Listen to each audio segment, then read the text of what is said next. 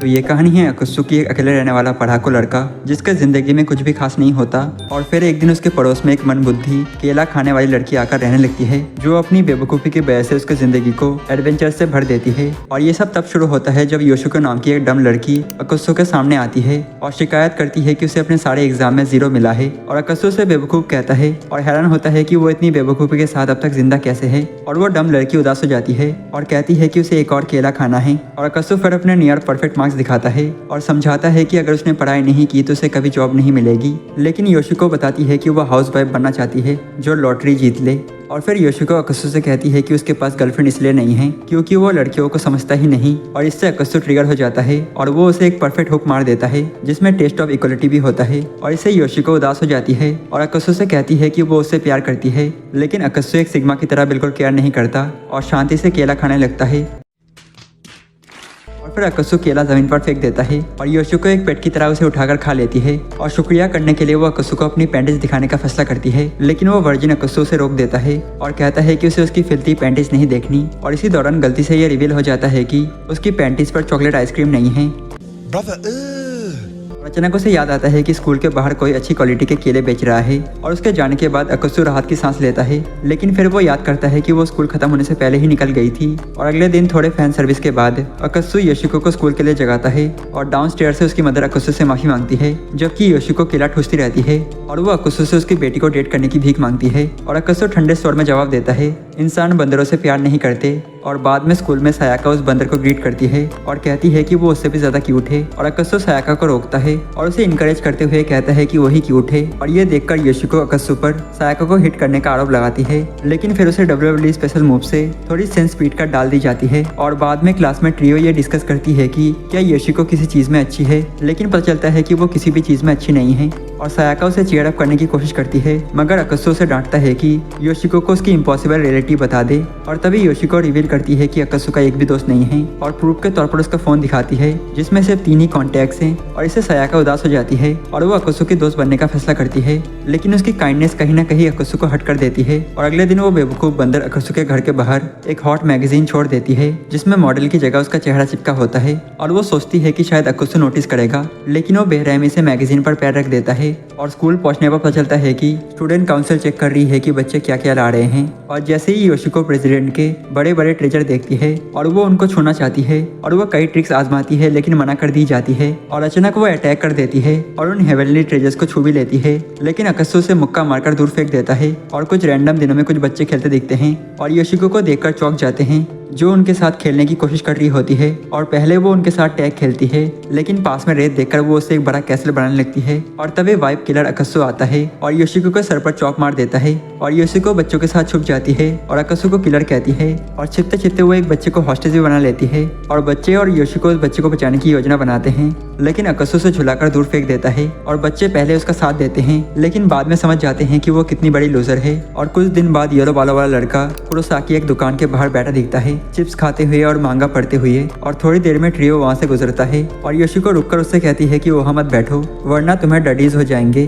और कुरोसाकी गुस्से में आ जाता है और अकत्सु को कॉलर से पकड़ लेता है। और इस सिचुएशन में अकत्सु डर जाता है क्योंकि कुरोसाकी बिल्कुल अनुकूल नहीं लग रहा। और अचानक कुरोसाकी सायाका को देखता है और उसे अपने साथ खेलने चलने के लिए कहता है। और इस पर डम योशिको बोल पड़ती है कि वो उसके साथ खेलेगी लेकिन कुरोसाकी उसे दूर फेंक देता है। और फिर योशिको इमोशनल होकर कहती है कि वो उसका दर्द समझती है क्योंकि उसके साथ भी कोई नहीं खेलता और इसलिए उसे पता ही नहीं कि कैसे पूछे। और ये सुनकर कुरोसाकी शॉक हो जाता है और पूछते हैं कि क्या वो सच में उसके साथ खेलेगी। और योशिको कहती है हाँ। और दोनों एक दूसरे को हक करके रोने लगते हैं। और अगले दिन ये रिवील होता है कि अकत्सु की एक छोटी बहन भी है और इसलिए ट्रियो अकत्सु के घर उससे मिलने जाते हैं। और अकत्सु की छोटी बहन रोडी सामने आती है और सबको ग्रीट करती है। लेकिन जैसे ही वो उस डम केले बंदर को देखती है तो वो पूरी तरह शॉक हो जाती है। और योशिको फिर प्राउडली डिक्लेयर करती है कि वो और रोडी दोनों ही डम हैं। लेकिन रोडी इस बात को मना करती है और कहती है कि वो हर दिन कठिन स्टडी करती है। और अनफॉर्चुनेटली उसके नोटबुक से एक नोट गिर जाता है जिसमें लिखा होता है कि उसे एग्जाम में 0 मिले हैं। और ये देखकर अकत्सु उदास हो जाता है और कहता है कि इससे भी ज्यादा डिप्रेसिंग बात यह है कि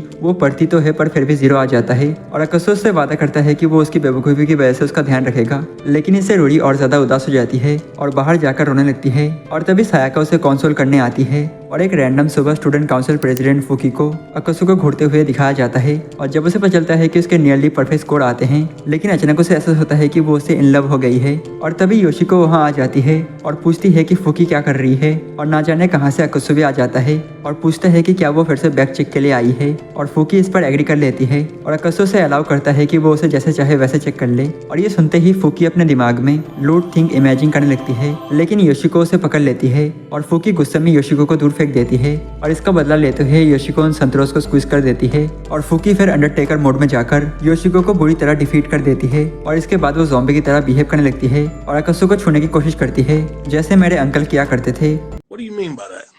लेकिन अकसु उसकी सारी अटेम्प्ट डॉज कर देता है और वो खुद ही क्लास लॉकर से टकरा जाती है। और फॉर्चुनेटली जब वो होश में आती है तो अकसु का हाथ अपने शोल्डर पर देखकर बहुत खुश हो जाती है और खुशी खुशी वहाँ से चली जाती है। और कुछ दिन बाद ट्रियो योशिको के घर जाता है और योशिको की डम मदर जब क्यूट सायाका को उनके साथ देखती है तो कंसर्न हो जाती है और योशिको से कहती है कि अकसु को उससे ज्यादा क्यूट लड़कियों के साथ मत रहने देना। और बाद में किचन में योशिको की मदर अकसु से कहती है कि सायाका जैसी लड़कियों से दूर रहे क्योंकि ऐसी लड़कियां गोल्ड डिगर्स होती हैं। और जब उनसे पूछा जाता है कि नहीं तो वो रिवील करती है कि वो खुद पहले ऐसी ही थी। और ये सुनकर सायाका आती है और कहती है कि वो ऐसी नहीं है और अकसु को बस एक दोस्त की तरह देखती है। लेकिन योशिको की मदर कन्विंस नहीं होती और उसकी पैंटीज देखने की डिमांड कर देती है और सायाका भागने की कोशिश करती है, लेकिन योशिको और उसकी मदर उसे हैंडकफ कर देती है, बिल्कुल वैसे ही जैसे उन्होंने योशिको के फादर के साथ किया था। और भागने का कोई रास्ता ना देखकर सायाका खुद ही पैंटीज दिखाने के लिए मान जाती है। और तभी एक बस्ट ऑफ लाइटनिंग होता है और बाद में रिवील होता है कि सायाका को बिल्ली बहुत पसंद है। और अगले दिन योशिको पार्क जाती है बच्चों के साथ खेलने और किसी तरह वो बच्चे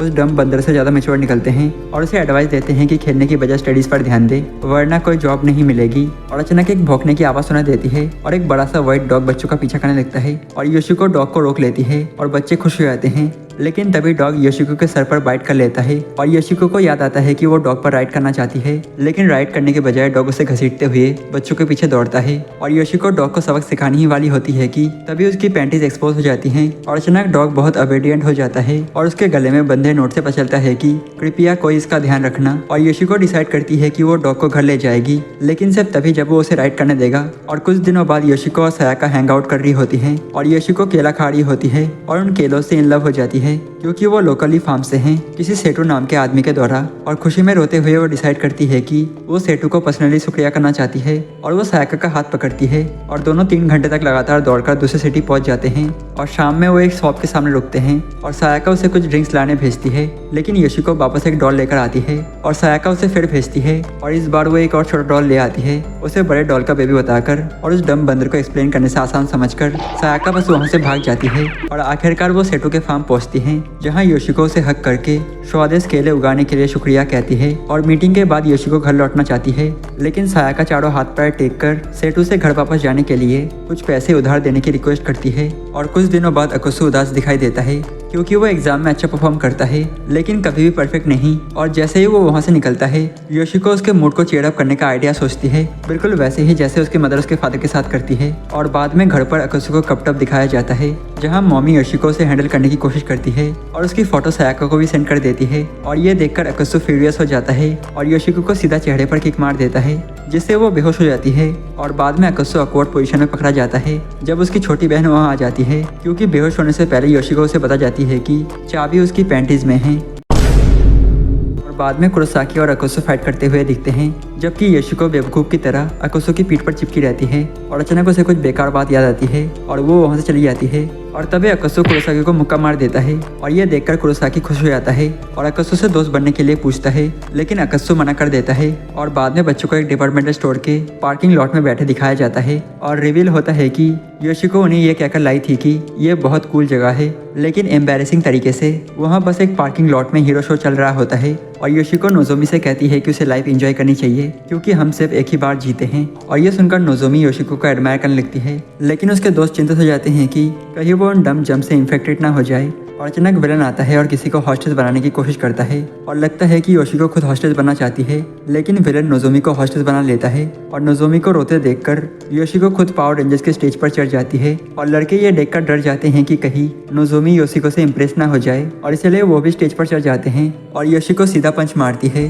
और ऑलमोस्ट विलन को नॉकडाउन कर देती है, लेकिन लड़के विलन से रिक्वेस्ट करते हैं कि वो योशिको से ना हारे क्योंकि योशिको सच में अपनी फाइनल अटैक की तैयारी कर रही होती है। और बच्चों की बात सुनकर विलन जानबूझकर फाइट हार जाता है और लड़के राहत की सांस लेते हैं, लेकिन फिर डिसअपॉइंटेड हो जाते हैं जब नोजोमी योशिको को हक करके शुक्रिया कहती है। और एक दिन अकसु और योशिको अपने टीचर के साथ दिखते हैं, जो योशिको को समझाने की कोशिश कर रही होती है कि अच्छी लाइफ के लिए अच्छे से स्टडी करना जरूरी है, लेकिन वो डम बंदर से वो अपना केला खाने में बिजी होती है और दूसरा केला मांगती है और सरप्राइजिंगली टीचर उसे खुद केला दे देती है। और टीचर फिर एक स्टोरी से कैरेक्टर की फीलिंग के बारे में पूछती है, लेकिन योशिको आंसर देने से मना कर देती है और कहती है कि टीचर को कैरेक्टर से ही पूछना चाहिए। और आंसर न मिलने पर योशिको टीचर से पूछती है कि क्या वो कभी इन लव रही हैं, और टीचर रिवील करती है कि वो कभी प्यार में नहीं पड़ी। और योशिको सवाल उठाती है कि अगर टीचर ने कभी लव फील नहीं किया तो वो कैरेक्टर की फीलिंग कैसे समझ सकती हैं। और टीचर शॉक हो जाती है क्योंकि योशिको एजुकेशन सिस्टम के स्टैंडर्ड पर ही सवाल उठा देती है। और शॉक में आई टीचर अकसु से कहती है कि वो योशिको को लव के बारे में सिखाए। और अकसु कंफ्यूज हो जाता है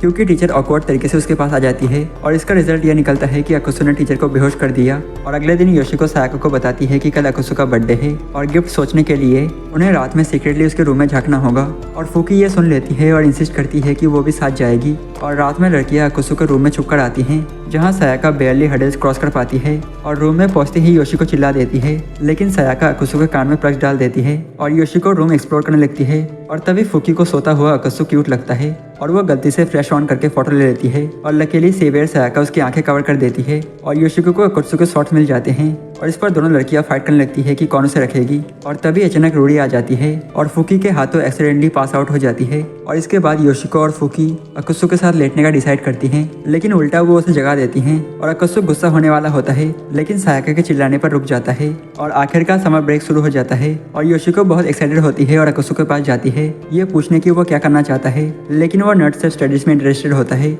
और अगले दिन योशिको फिर से अकसु के रूम में इन्फिल्ट्रेट करती है, लेकिन फिर एक बार उससे पिट जाती है और अचानक रूडी आ जाती है और उन्हें आवाज कम रखने के लिए कहती है। और तभी योशिको उसे उनके साथ किटी मूवी देखने चलने का इनवाइट देती है और अकसु कहता है कि रूडी इंटरेस्टेड नहीं है, लेकिन उसकी आंखों में आंसू देखकर रुक जाता है। और मूवी थिएटर में अकसु को एक्चुअली एनिमे इंटरेस्टिंग लगने लगता है, लेकिन योशिको मेन कैरेक्टर के लिए जोर जोर से चेयर करने लगती है और ये देखकर अकसु को उसके मुंह पर टेप लगाना पड़ता है और बाद में उसके हाथ पैर पर भी। और मूवी देखते समय उसे कुछ सुनाई देता है और अचानक कुछ आवाजें आती हैं और अकसु गलती से रूडी को कॉलर से पकड़ लेता है, ये सोचकर कि वो योशिको है। और अकसु तुरंत माफी मांगता है और तभी योशिको खुद को छुड़ा लेती है और वो और रूडी दोनों जोर जोर से चेयर करने लगते हैं, जिससे बाकी लोगों के लिए मूवी देखना मुश्किल हो जाता है। और जब अकसु को कोई रास्ता नहीं सूझता तो वो दोनों को बेहोश कर देता है और उन्हें घर ले आता है। और घर पर रूडी जागती है और खुश होती है कि उसका समर वेकेशन होमवर्क पूरा हो चुका है, जबकि योशिको सोचती है कि उसने टेलीपोर्टेशन पावर हासिल कर ली है। और अगले दिन योशिको और सायाका अकसु को 2 दिन 1 रात फ्री स्टे पर हॉट स्प्रिंग ट्रिप के लिए इन्वाइट करती हैं। और तभी फूकी भी आ जाती है और कहती है कि वो भी साथ जाएगी,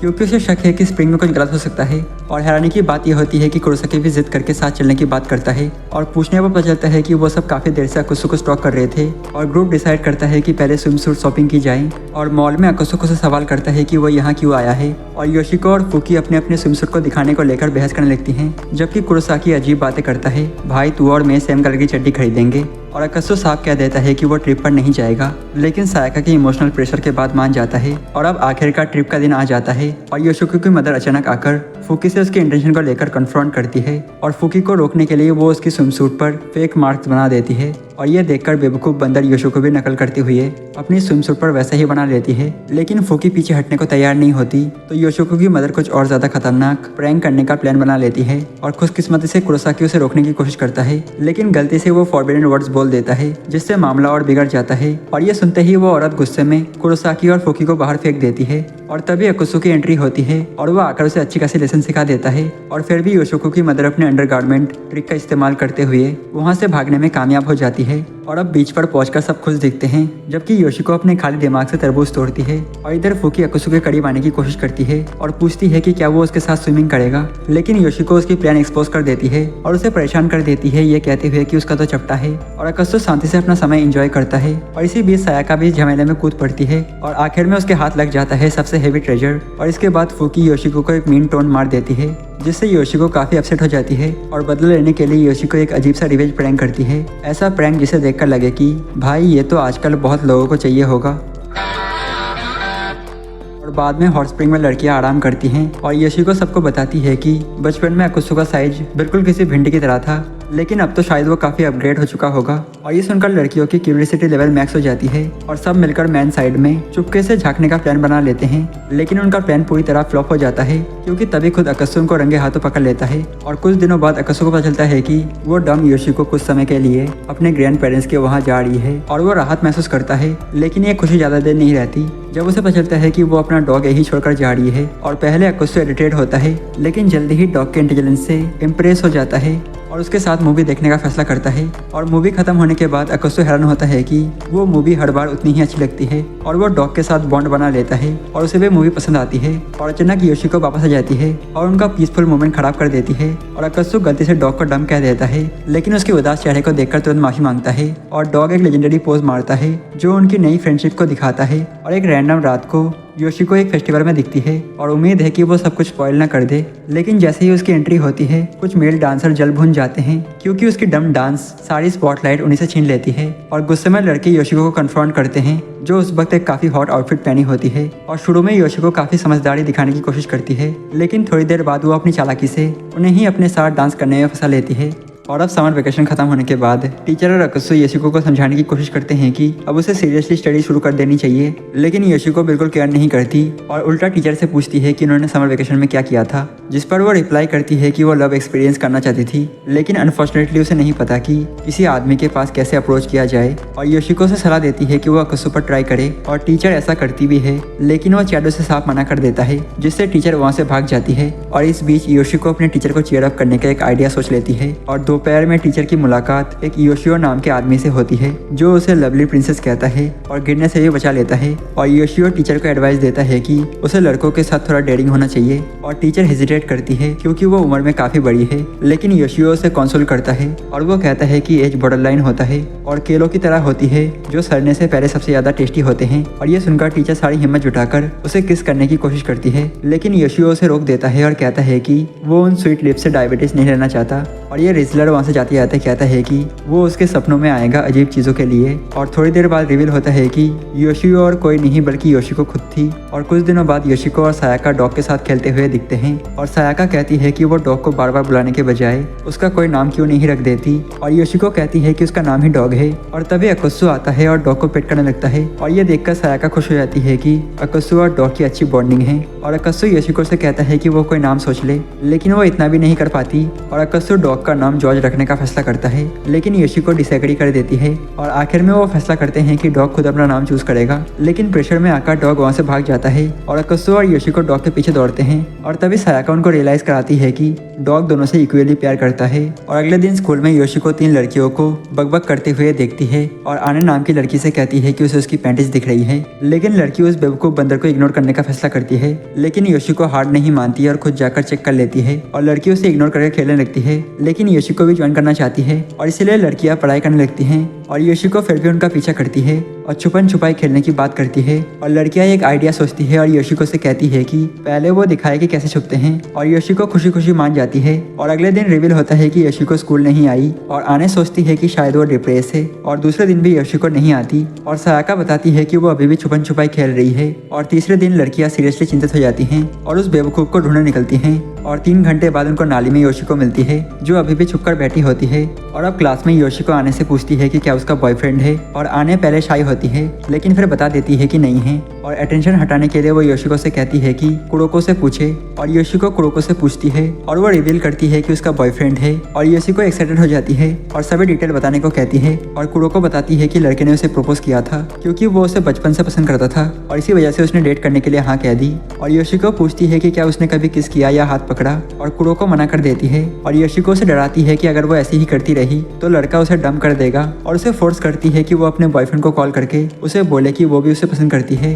और दोपहर में कुरोको उस लड़के को कॉल करती है और एम्बेरसमेंट के साथ अपनी फीलिंग कन्फेस कर देती है। और एक और दिन योशिको बच्चों के साथ एक डिपार्टमेंटल स्टोर के बाहर दिखती है और ट्रियो फील्ड ट्रिप्स के लिए स्नैक्स खरीदने आए होते हैं लेकिन योशिको उन्हें चॉकलेट और चिप्स लेने को कहती है ये बोले बिना कि वो बैग में मेल्ट और क्रश हो जाएंगे। और बच्चे इसे सीरियसली ले लेते हैं क्योंकि अगर ऐसा हुआ तो उनके स्नैक्स खत्म हो जाएंगे। और 300 येन के अंदर सब मैनेज करने के लिए वो स्टोर में जाते हैं लेकिन दुकान का स्लाई ओनर महंगी चीजें सस्ती चीजों के साथ रख देता है ताकि लोग गलती से खरीद लें। लेकिन योशिको हमेशा की तरह कंट्रोल नहीं कर पाती और चॉकलेट खरीदना चाहती है, लेकिन वो बिल्कुल ही कंगाल होती है और हालांकि नोजोमी बिना ज्यादा सोचे प्रीमियम चॉकलेट खरीद लेती है और योशिको और लड़के उसकी उस इंटेलिजेंस से इम्प्रेस हो जाते हैं जो योशिको के पास नहीं है। और अगले दिन स्कूल में फूकी फिर से अकुसु को स्टॉक करती हुई दिखती है, लेकिन सायाका उसे पकड़ लेती है और अब स्कूल रूफटॉप पर सायाका फूकी से अकुसु के लिए उसकी फीलिंग्स को लेकर कन्फ्रंट करती है। और पहले तो फूकी मना करती है, लेकिन धीरे धीरे वो सायाका के जाल में फंस जाती है और सायाका उससे पूछती है कि वो अकुसु को किस तरह से देखती है। और फूकी अपने दिल में सोचती है कि अकुसु उसे एक क्यूट मेडन की तरह दिखता है और वो इसी डिल्यूजन में रहती है। लेकिन सायाका उसे याद दिलाती है कि वो उसे स्टॉक करती रही है और उसके बेडरूम में भी झांक चुकी है और इसलिए अकुसु उसे एक क्रेजी मैनियक की तरह देखता है। और ये सुनकर फूकी को जबरदस्त शौक लगता है और इतना कि सायाका को कहना पड़ता है कि वो बस मजाक कर रही थी। और बाद में सायाका और योशिको डॉग को पेट करती हुई दिखती हैं और तभी योशिको पूछती है कि क्या उसके पास भी कोई पेट है और सायाका रिवील करती है कि उसके पास एक पोम है। और कुछ देर बाद सायाका के बड़े मेंशन में सब उसके छोटे डॉग से मिलते हैं और योशिको शॉक हो जाती है कि सायाका के पास इतना छोटा डॉग क्यों है। और उसी समय सायाका का पोम योशिको के डॉग की तरफ रिएक्ट करने लगता है और योशिको का डॉग ब्लश करने लगता है और पास आउट हो जाता है। और जबकि योशिको सोचती है कि उसका डॉग सायाका के छोटे पोम से डिफीट हो गया। और एक दिन स्कूल में टीचर अनाउंस करती है कि कल्चरल फेस्टिवल आने वाला है और पूछती है कि कौन कमेटी मेंबर बनना चाहता है। और हमेशा की तरह योशिको हाथ उठा देती है, लेकिन पूछने पर उसे यह तक पता नहीं होता कि कमेटी मेंबर क्या होता है और ना ही उसे कल्चरल फेस्टिवल के बारे में कुछ पता होता है। और सायाका उसे याद दिलाती है कि ये वही फेस्टिवल होता है जहाँ हॉन्टेड हाउस और कैफे जैसे थीम बनते हैं। और ये सुनकर आने अपोज करती है और कहती है कि वो योशिको को फेस्टिवल रुइन करने नहीं दे सकती क्योंकि वो पूरे साल इसका इंतजार करती है। और अकुसु आने से पूछता है कि जब योशिको पढ़ती ही नहीं तो उसे फेस्टिवल एंजॉय करने का क्या हक है। और आने पलटकर कहती है कि अकुसु को तो वैसे भी कोई दोस्त नहीं है। और तभी योशिको प्राउडली कहती है कि वो अकुसु की दोस्त है जो सिचुएशन को और भी बेकार बना देता है। और लड़कियां अकुसु के ऊपर हंसने लगती हैं जिससे अकुसु अपना कंट्रोल खो देता है और ट्रियो को बदसूरत कह देता है और इससे आने रोने लगती है और उसके दोस्त अकुसु से नाराज हो जाते हैं। और बाद में स्टूडेंट फेस्टिवल की तैयारी करते दिखते हैं, लेकिन वो शेड्यूल से बहुत पीछे होते हैं। और योशिको आइडिया देती है कि डेडलाइन पूरी करने के लिए स्कूल में रात तक रुकना चाहिए और लड़कियां इस बात से सहमत हो जाती हैं। और अब रात में काम करने के बजाय योशिको उन्हें स्कूल एक्सप्लोर करने ले जाती है और आने में टेम्पटेड हो जाती है और उसे फॉलो करती है। और वो बॉयज बाथरूम तक पहुंच जाते हैं और यूनाइल के सामने पोज करती हैं और बाकी लड़कियां उसे काम पर वापस आने के लिए कहती हैं, लेकिन योशिको अपना PS5 निकाल लेती है और सबको खेलने के लिए बोलती है। और आने फिर से टेम्प्ट हो जाती है और उसके दोस्त भी उसे खेलने देते हैं और ऐसे ही टाइम बीत जाता है और कोई भी काम नहीं हो पाता। और अब आखिरकार कल्चरल फेस्टिवल का दिन आ जाता है और योशिको की क्लास एक मेड कैफे बनाती है और कुरोसाकी भी प्रॉफिट बनाने के लिए आता है, लेकिन योशिको उसका नाम ही भूल जाती है। और फेस्टिवल के दौरान योशिको देखती है कि एक लड़का फूकी को प्रपोज करता है, लेकिन वो उसे रिजेक्ट कर देती है। और योशिको बीच में कूद पड़ती है और फूकी से पूछती है कि अगर उसे उसके प्यार वाले ने रिजेक्ट कर दिया तो उसे कैसा लगेगा। और योशिको फूकी को सजेस्ट करती है कि वो उस लड़के को चीयर अप करने के लिए अपने संतरे टच करने दे। फूकी हिचकिचाती है लेकिन सरप्राइजिंगली एग्री कर जाती है और उसी समय अकुसु वहाँ आ जाता है तो फूकी उस लड़के को झटके से दूर करती है और भाग जाती है। और अब कल्चरल फेस्टिवल की सक्सेस के बाद ग्रुप कैरियोके एंजॉय कर रहा होता है, लेकिन अकुसु और आने एक दूसरे को देख नहीं पाते और लड़ाई शुरू कर देते हैं और कियोस देखकर सायाका रोने लगती है और उनको डांटती है। और तभी रिवील होता है कि गलती से सायाका को अल्कोहल वाला ड्रिंक दे दिया गया था जिसके फ्यूम से वो ड्रंक हो गई थी। और योशिको उसे और ज्यादा रुला देती है जब वो उसका चट्टा बोल देती है और कहती है कि उसने वीकेंड पर फ्रेंड जैसी एम्बेरसमेंट हरकतें की हैं। और एक दिन क्लास में आने अपनी कान में होल्ड करने की कोशिश करती दिखती है और अकुसु पूछता है कि क्या वो बॉयफ्रेंड चाहती है और आने कंफर्म करती है कि हाँ, बॉयफ्रेंड पाने के लिए उसे एयर प्रेशरिंग करवानी पड़ती है, लेकिन वो खुद से नहीं कर पाती तो योशिको मदद करने आगे आती है, लेकिन जो सिंपल प्रोसेस होना चाहिए था वो दर्दनाक डिजास्टर बन जाता है। और इस घटना के बाद योशिको को माइक टाइसन वाला हुक पड़ता है और फिर भी लड़कियां खुश होती हैं क्योंकि आने को ज्यादा दर्द महसूस नहीं होता। और आने कहती है कि वो दूसरा कान किसी और दिन पियर्सिंग कराएगी। और इसके बाद योशिको अपने पेट डॉग को वॉक पर ले जाती है,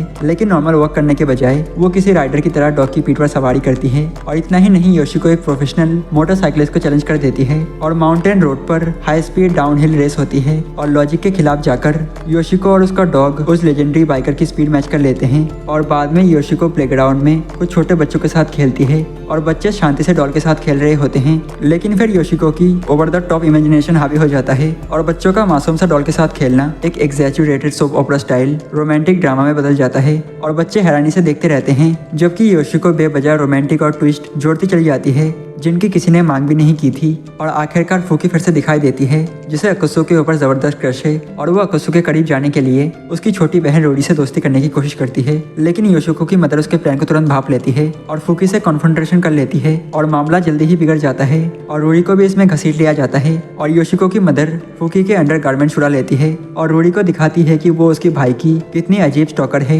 लेकिन एक चौंकाने वाले ट्विस्ट में पता चलता है कि असल में फूकी ने रोरी के अंडरवियर छुड़ाए थे, वो भी दोनों एडल्ट वुमेन के बीच। और एक बेचित्री पैंट चुराने के कॉन्टेस्ट के बाद आखिर में वो तय करती है कि इस लड़ाई को किसी और दिन जारी रखेंगी। और एक दिन स्कूल से लौटते समय योशिको की मुलाकात रूरी से होती है और योशिको देखती है कि रूरी उदास है क्योंकि उसे फिर से एग्जाम में 0 मिला है। और योशिको उसे चेयर अप करने की कोशिश करती है और कहती है कि वो पढ़ाई के अलावा कोई नॉन एकेडमिक स्किल डेवलप करने में उसकी मदद करना चाहती है। और कई स्किल ट्राई करने के बाद वो बाईसाइकिल राइडिंग सीखने का फैसला करते हैं। और शुरुआत में रूरी बार बार गिरती है, लेकिन हैरानी की बात यह है कि योशिको को उसकी डिटर्मिनेशन बहुत पसंद आती है कि वो कितनी भी बार गिरे कोशिश करना नहीं छोड़ती। और उस पर योशिको का एक रेयर पॉजिटिव साइड सामने आता है और वो रूरी की तारीफ करती है। और अगले दिन कुरोसाकी देखता है कि योशिको को लिमिटेड एडिशन बनाना फ्रैपेचिनो रिलैक्स का नया ऑब्सेशन हो गया है और वो इसे पाने के लिए बेताब है, लेकिन कहीं भी नहीं मिल रहा। और उसका लॉयल फॉलोअर कुरोसाकी भी पूरे टाउन में ढूंढता है पर फेल हो जाता है। और अनफॉर्चुनेटली कुरोसाकी का सामना डिग हाई स्कूल के वायलेंट डिलिंक्वेंट से हो जाता है जो बनाना ड्रिंक छीनकर उसे बर्बाद कर देते हैं। और केले के साथ अपमान और अपने दोस्त के साथ बदसलूकी